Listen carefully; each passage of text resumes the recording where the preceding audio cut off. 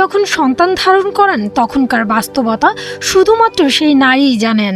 মা হওয়ার অনুভূতি যেন তার সমস্ত ত্যাগ, ভালোবাসা আর আদরে পরিপূর্ণ হয়ে ওঠে। তবে মা হওয়ার জার্নিটা যেমন আনন্দের তেমনি কষ্টেরও। এই সময়ে কজনই বা বোঝে একজন মায়ের জটিলতা কিংবা একাকিত্বকে। এবার গর্ভাবস্থায় একজন নারীর জীবনকে দারুণভাবে পর্দায় ফুটিয়ে তুলেছেন নির্মাতা ফাহমিদা জামান ফ্লোরা।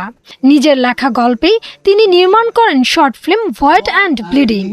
আমি যদি আসলে আমার বেবি হওয়ার পরেই ফিল্মটা মেক করতাম, আই থিঙ্ক আমি একটা ডিফারেন্ট ওয়েতে মেক করতাম। I want to portray the moment, I want to portray something that is unsaid, unspoken. I just want to share a journey, it's not a message. শুক্রবার রাজধানীর একটি 5 তারকা হোটেলে হয়ে গেল ভয়েড অ্যান্ড ব্লিডিং এর স্পেশাল স্ক্রিনিং। এদিন সেখানে উপস্থিত ছিলেন সিনেমার কলাকুশলীরা। সিনেমাটি দেখে প্রশংসা করেন আমন্ত্রিত অতিথিরাও। মনে হয় যে একটা ভালো জিনিস করছি আমরা একসাথে সবাই মিলে। তো এই ডায়লগ লেস, কিন্তু ডায়লগ লেস মানে মোর ইমেজ। আমরাও সেটা খেই হারিয়ে ফেলি, কিন্তু ও খুব পরিমিতি রক্ষা করেছে। অনেক ডেডিকেটেডলি খুবই ভালো একটা ছবি বানিয়ে ফেলেছে। প্রথম সিনেমা এত ফেস্টিভ্যালে গেল, তো ওর দায় অনেক বেড়ে গেল আর কি, আরও অনেক দায় বেড়ে গেল, আরও অনেক সিনেমা বানাতে হবে আর কি। এমন একটি গল্পে কাজ করতে পেরে আনন্দিত অভিনেত্রী আফিয়া তাবাসসুম বর্ণ।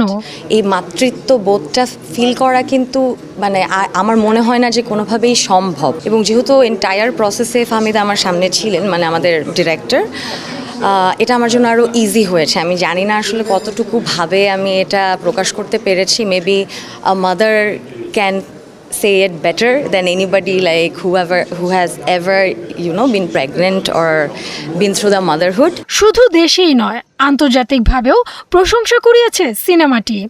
এরই মধ্যে Stockholm city film festival, Moscow indie film festival, আন্তর্জাতিক নিউ ইয়র্ক চলচ্চিত্র উৎসব, পুনে শর্ট ফিল্ম ফেস্টিভ্যাল সহ বেশ কয়েকটি চলচ্চিত্র উৎসবে অফিসিয়ালি নির্বাচিত হয়েছে void and bleeding. Humaira Siddika, ৭১।